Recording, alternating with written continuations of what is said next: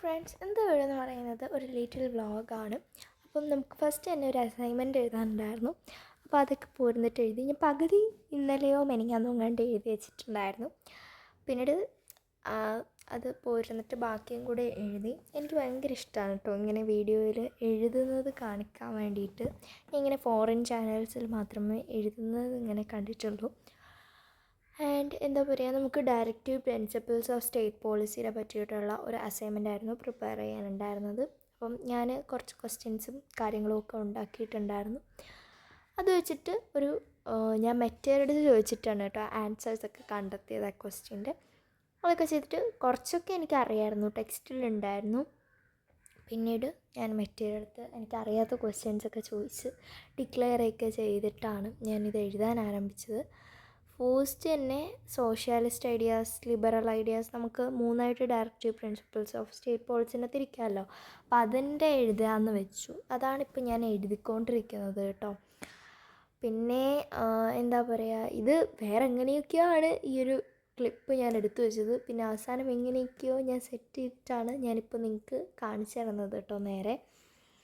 അപ്പം ഇപ്പം ഞാൻ എഴുതിക്കൊണ്ടിരിക്കുന്നത് മെറ്റെടുത്ത് ചോദിച്ചിട്ട് സോഷ്യലിസ്റ്റ് ഐഡിയയുടെ ഒരു ഷോർട്ട് ഡെഫിനീഷൻ തരാൻ വേണ്ടിയിട്ട് പറഞ്ഞിട്ട് അങ്ങനെയാണ്. കാരണം നമ്മളിങ്ങനെ ടെക്സ്റ്റിൽ അതിൻ്റെ ഡെഫിനേഷൻ കൊടുത്തിട്ടില്ല, അതിൻ്റെ അകത്ത് ഉൾപ്പെടുന്ന പോയിൻറ്റ്സ് മാത്രമേ കൊടുത്തിട്ടുള്ളൂ. അപ്പം ഞാനിങ്ങനെ ഡെഫിനേഷൻ എഴുതിയിട്ട് ആ പോയിൻറ്റ്സ് എഴുതാമെന്ന് വെച്ചു. അതാകുമ്പോൾ കുറച്ചുകൂടെ ഒന്ന് നല്ലതായിട്ട് നമുക്ക് പ്രസൻറ്റ് ചെയ്യാമല്ലോ.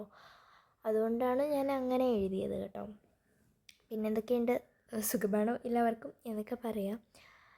പിന്നീട് എന്താ പറയുക, ഞാനിങ്ങനെ സോഷ്യാലിസ്റ്റ് ഐഡിയാസ് ഫൈനലി കുറേയൊക്കെ അങ്ങ് എഴുതി കഴിയാണ്.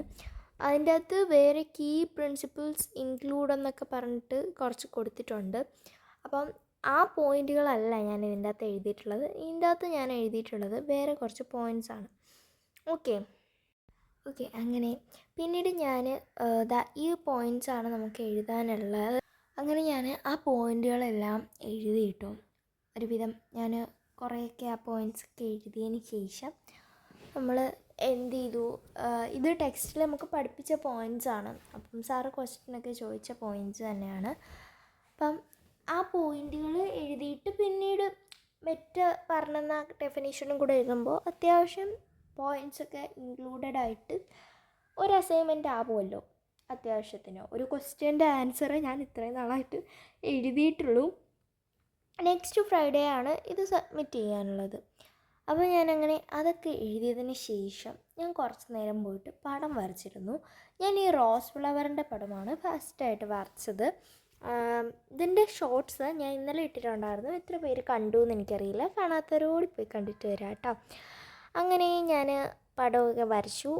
ഞാൻ വേറൊരു പടം കൂടി വരച്ചിട്ടുണ്ടായിരുന്നു. അത് ഞാൻ ഈ വീഡിയോയിൽ ലാസ്റ്റ് കാണിക്കുന്നുണ്ട്.